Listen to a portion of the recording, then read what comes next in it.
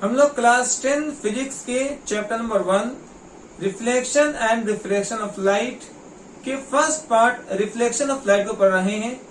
कल हम लोगों ने जाना था rule for tracing the images found by the concave mirror. इसको बड़े ही डिटेल्स में हम लोग पढ़ाई किए थे। आज हम लोग पढ़ाई करेंगे images found by concave mirror. जब आप कॉन्केव मिरर के सामने डिफरेंट पोजीशन पर ऑब्जेक्ट को रखते हैं तो उसका इमेज का फॉर्मेशन कैसे होगा, आज हम लोग वो जानने वाले हैं। लेकिन इससे पहले हम लोग कल की क्लास को थोड़ा सा रिकैप कर लेंगे और हम लोग पढ़ाई करेंगे rule for tracing the images found by concave mirror. इसको बहुत ही शॉर्ट में लोग रिपीट करेंगे ताकि आज की क्लास को समझने में हम सभी को आसानी हो। हम लोगों ने कल जाना था कि कॉन्केव मिरर के 3 रूल्स बताए गए थे। ये आपका कॉन्केव मिरर है जिसका बंद पोर्शन जो है वो पेंट रहेगा और धंसा हुआ जो पोर्शन है वो रिफ्लेक्टेड सरफेस होगा। तो फिर से कॉन्केव मिरर का पहचान ये है कि जो उभरा हुआ पार्ट है, जो बल्ज वाला पार्ट है वो पेंट किया रहेगा और जो धंसा हुआ पार्ट है वो रिफ्लेक्टेड सरफेस होगा। ठीक है, तो ये कॉन्केव मिरर है जिसका ये पोल है, ये फोकस है और ये सेंटर ऑफ कर्वेचर है। यहाँ तो कोई डाउट नहीं है, ये पोल, ये फोकस, ये centre of curvature. Rule number 1 में कहता था कि प्रिंसिपल एक्सिस के पैरेलल आने वाली रे आफ्टर रिफ्लेक्शन कहां से पास करेगी, तो प्रिंसिपल एक्सिस के पैरेलल आने वाली रे मिरर से टकराने के बाद आफ्टर रिफ्लेक्शन वो फोकस से पार करेगी। ये रूल नंबर 1 था। एक बार फिर रिपीट करते हैं। कॉन्केव मिरर के प्रिंसिपल एक्सिस के पैरेलल रे आ रही है, पैरेलल आने वाली रे मिरर से टकराने के बाद, मिरर से रिफ्लेक्शन के बाद फोकस से पार करती है। रूल नंबर 2, कॉन्केव मिरर में फोकस पर आने वाली रे, जो रे डायरेक्टली फोकस पर आ रही थी, फोकस पर आने वाली रे मिरर से टकराने के बाद, मिरर से रिफ्लेक्शन के बाद प्रिंसिपल एक्सिस के पैरेलल पार कर जाती है। ये रूल नंबर 2 था। एक बार फिर समझते हैं। प्रिंसिपल एक्सिस है ये, प्रिंसिपल एक्सिस के फोकस पर कोई रे आती है तो फोकस पर आने वाली रे मिरर से टकराने के बाद आफ्टर रिफ्लेक्शन प्रिंसिपल एक्सिस के पैरेलल पार कर जाती है। और रूल नंबर 3 जानते हैं। कॉन्केव मिरर के सेंटर ऑफ कर्वेचर पर आने वाली रे, जो रे डायरेक्टली सेंटर ऑफ कर्वेचर पर आ रही है, सेंटर ऑफ कर्वेचर पर आने वाली रे मिरर से टकराने के बाद आफ्टर रिफ्लेक्शन उसी पाथ पर, उसी डायरेक्शन में वापस चली जाती है। ये रूल नंबर 3 था। अब हम लोग पढ़ाई कर रहे थे कि डिफरेंट पोजीशन पर ऑब्जेक्ट को रखना था, तो पोजीशन हमारा कहाँ कहाँ होगा। इसको बहुत ही सिंपल वे में आज समझते हैं। ये आपका एक कॉन्केव मिरर है जिसमें आपको ये उसका पोल है, ये उसका फोकस है, ये सेंटर ऑफ कर्वेचर है और ये उसका इंफिनिटी। इसको हम लोग एक स्टोरी से सिंपल समझते हैं। मान लिया जाए कि ये एक रोड है, रेलवे ट्रैक है और ये आपको रेलवे स्टेशन बनाए गए हैं। फर्स्ट रेलवे स्टेशन का नाम है इंफिनिटी, सेकेंड उसके बाद आता है सी प्लेटफॉर्म, थर्ड आता है 8 प्लेटफॉर्म और फोर्थ आता है पी प्लेटफॉर्म। ठीक है, एक बार फिर समझते हैं। फर्स्ट में इंफिनिटी है प्लेटफॉर्म का नाम, फिर सी प्लेटफॉर्म, फिर एफ प्लेटफॉर्म, फिर पी प्लेटफॉर्म। सबसे पहले ट्रेन कहाँ खड़ी करनी है, सबसे पहले ट्रेन खड़ी करनी है आपका इंफिनिटी पे। इंफिनिटी के बाद ट्रेन जाकर के डायरेक्टली सी प्लेटफॉर्म पर खड़ी नहीं होगी, बल्कि उससे पहले एक बार बीच में रुकती है। प्लेटफॉर्म आने से पहले एक बार बीच में रुकेगी, मतलब इंफिनिटी और सी के बीच एक बार रुकेगी। उसके बाद ट्रेन कहाँ जाएगी, उसके बाद ट्रेन सी प्लेटफॉर्म पर खड़ी होगी, यहां से चलना शुरू करेगी तो यहां से डायरेक्टली एफ प्लेटफॉर्म पे नहीं खड़ी होगी, बल्कि फिर एक बार बीच में रुकेगी, मतलब सी और एफ के बीच खड़ी होगी एक बार फिर, उसके बाद वहां से चलना शुरू करेगी तो F पर खड़ी होगी, और फिर F से चलना शुरू करेगी तो F और P के बीच खड़ी होगी। मतलब इसको सिंपल समझ सकते हैं कि इंफिनिटी से चलना स्टार्ट करती है तो एक बार C पर पहुंचने से पहले एक बार बीच में रुकती है, फिर C पर आती है, फिर C से जब चलना स्टार्ट करती है तो F पर पहुंचने से पहले एक बार फिर बीच में रुकती है। मतलब अगला जो है प्लेटफॉर्म आने से पहले वो रुकती है एक बार। तो C से चलने के बाद F पर पहुंचने से पहले एक बार फिर बीच में रुकती है, उसके बाद F पर आती है, और F से चल करके फिर डायरेक्टली P पर नहीं आती बल्कि बीच में एक बार रुकती है। मतलब हर प्लेटफॉर्म के पहले एक बार वो खड़ी होती है। अब हम लोग इस तरीके से अपने ऑब्जेक्ट को प्लेस करते हैं, कहाँ कहाँ खड़ा करना है। तो सबसे पहले जो है हम लोग खड़ा करेंगे इन्फिनिटी पर। फर्स्ट हमारा जो ऑब्जेक्ट है वो इन्फिनिटी पर खड़ा होगा फर्स्ट में। ये आपका प्लेटफॉर्म नंबर 1 हो गया, ठीक है। इसके बाद यहां से गाड़ी चलती है तो एक बार बीच में रुकती है, C पर पहुंचने से पहले, C पर पहुंचने से पहले एक बार बीच में रुकती है। तो अब आप क्या करिए, एक बार बीच में इसको रोक दीजिए। चलिए ये बीच में रुक गई, ये सेकंड पोजीशन था। अब जब यहां से चलेगी तो डायरेक्टली C प्लेटफॉर्म पर आकर खड़ी हो जाएगी। तो हम खड़ा कर देंगे यहाँ पर C प्लेटफॉर्म पर। ये गाड़ी आ गई कहां पर, C पर आ गई। इसके बाद जब यहां से ट्रेन खुलेगी तो फिर एक बार बीच में रुकेगी F पहुंचने से पहले। यहां पहुंचने से पहले एक बार फिर बीच में खड़ी हो जाएगी। तो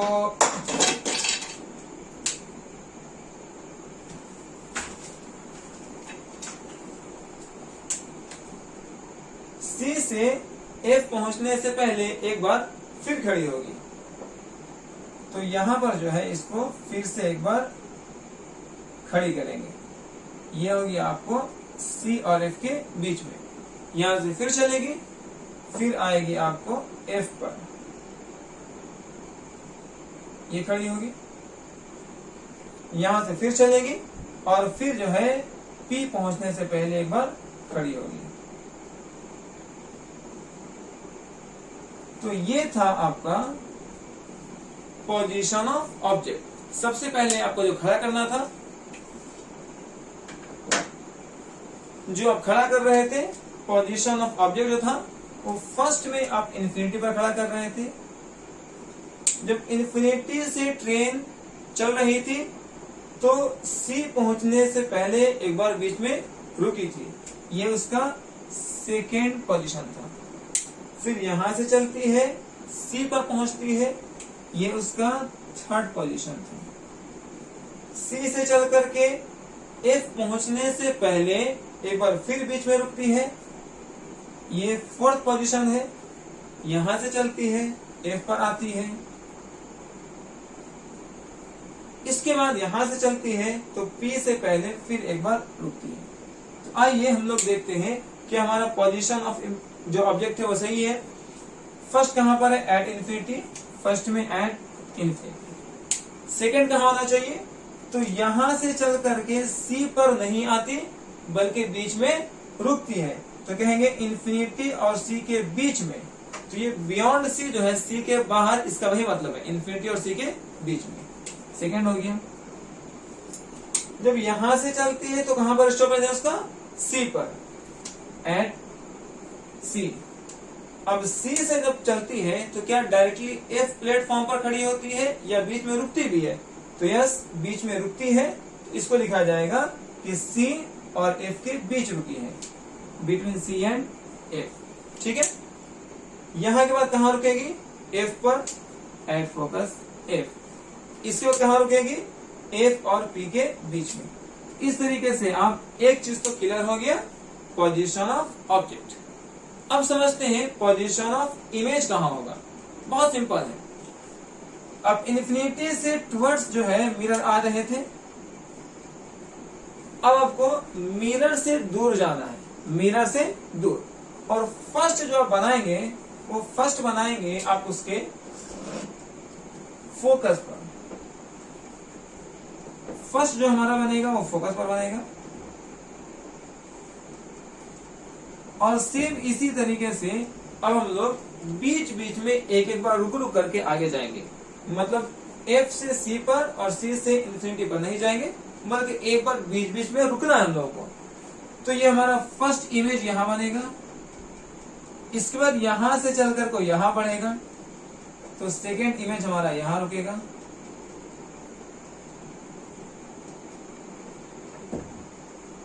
अब इमेज यहां से और दूर जाएगा तो अब C पर आ जाएगा,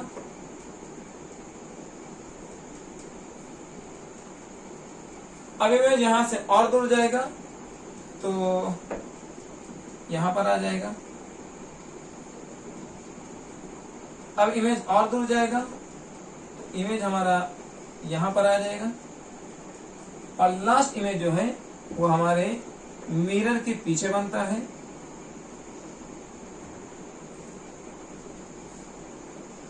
और ये है आपका इस तरीके से इमेज बनेगा लास्ट वाला, छठा इमेज। ठीक है, तो अब देखते हैं कि हमारा फर्स्ट इमेज कहां बना था। हमारा फर्स्ट इमेज बना F पर। अब हम F से धीरे धीरे दूर जा रहे हैं, अवे फ्रॉम मिरर।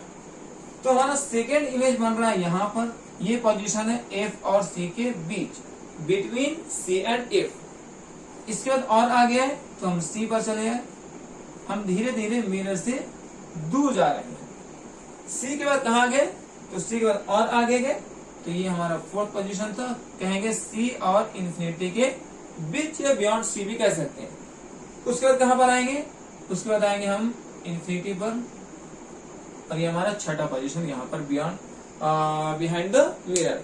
अब मिला लेते हैं यहां से पोजीशन ऑफ इमेज फर्स्ट में एट फोकस, एट फोकस है, यहां से आगे यहां पर है, ये क्या है C और F के बीच, बिटवीन C एंड F, सही है। यहां से और दूर गए C पर आए, क्या है एट C, फिर यहां से और दूर गए C और इन्फिनिटी के बीच, जिसको बियॉन्ड C लिखा गया है, ठीक है। और दूर गए इन्फिनिटी, सही है, और लास्ट वाला मिरर से पीछे। तो ये था हमारा position of object, position of image. Easily याद हो गया। आप इसको कॉपी और प्रैक्टिस ऐसे ही करके याद कर लीजिएगा। साइज ऑफ इमेज बहुत सिंपल। अब C के बाहर, C पर और C के अंदर सीधे देखना है। अगर बियॉन्ड C है, C के बाहर है, तो ये डिमिनाइज्ड होगा, मतलब छोटा। अगर वो डायरेक्टली C पर है तो इक्वल होगा, ठीक है। और C के अंदर है तो इनलार्ज होगा। एक बार फिर समझते हैं। अगर C के बाहर खड़ी है, ऑब्जेक्ट C के बाहर खड़ी है, तो छोटा बनेगा, डिमिनाइज्ड होगा। C पर इक्वल बनेगा और C के अंदर इनलार्ज बनेगा, ठीक है। चलिए आते हैं पहला। ये फर्स्ट इन्फिनिटी पर है, C के बाहर है तो डिमिनाइज्ड होना चाहिए, लेकिन चूंकि है इन्फिनिटी में तो हाईली डिमिनाइज्ड कहेंगे, हाईली रिड्यूस्ड। उसके बाद यहां देखिए C के बाहर है, बियॉन्ड C है, और बियॉन्ड C डिमिनाइज्ड बनता है, डिमिनाइज्ड है।